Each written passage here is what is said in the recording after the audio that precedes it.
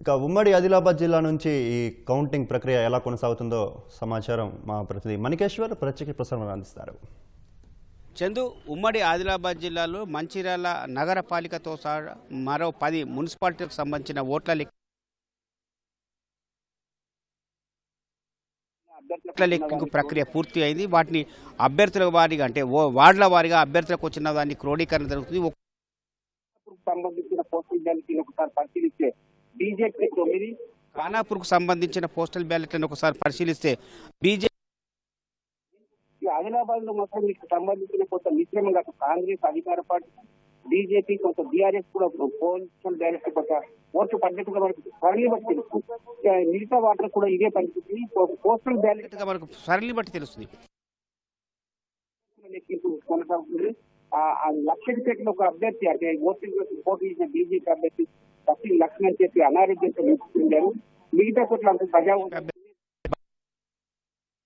ఖానాపూర్ కొన్ని చోట్ల అంటే ఓట్ల లెక్కింపులో గందరగోళం ఉందని చెప్పి ఖానాపూర్ కొన్ని చోట్ల అంటే ఓట్ల లెక్కింపు లేదు. మిగతా మంచిర్యాల కానీ బెల్లంపల్లి, బాగా కేతనపల్లి, చెన్నూరులో సజావుగానే కొనసాగుతుంది. ఆదిలాబాద్ లో కూడా స్వయంగా జిల్లా అధికారి, చెన్నూరులో సజావుగానే కొనసాగుతుంది. ఆదిలాబాద్ లో కూడా స్వయంగా జిల్లా అధికారుల నేతృత్వం ప్రక్రియ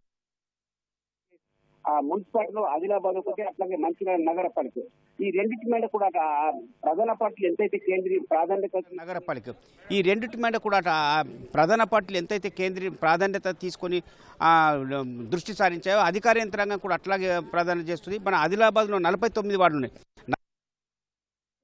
మనతో పాటు స్థానిక సంస్థల రాజేశ్వర్ ప్రక్రియ ఇలా కొంత అక్కడక్కడ కొన్ని అభ్యంతరాలు కనిపిస్తున్నాయి, కొంత ఆందోళన కనిపిస్తుంది. మనం ఇక్కడ ఓట్ల లెక్కింపు ప్రక్రియ ఎట్లా ఉంది? మనకు పెన్షన్ కౌంటింగ్ అనేది దాదాపు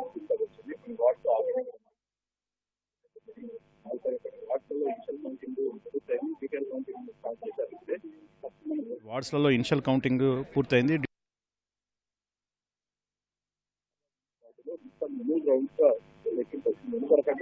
గరిష్టంగా ఆదిలాబాద్ మున్సిపాలిటీలో మొత్తం 3 రౌండ్స్గా లెక్కింపు వస్తుంది. ఎందుకొరకంటే మనకు 2000+ ప్రతి వార్డులో ఉన్నాయి పోల్ అయినటువంటి ఓట్లు. దీన్ని 3 రౌండ్లుగా లెక్కిస్తున్నాం. ఫస్ట్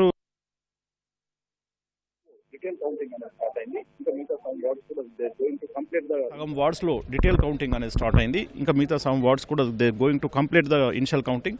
దాని తర్వాత ఈ యొక్క డీటెయిల్ కౌంటింగ్ అనేది చేస్తారు. సో ఈ డీటెయిల్ కౌంటింగ్లో ఇప్పుడు అభ్యర్థి వారిగా దాన్ని విడగొట్టేసి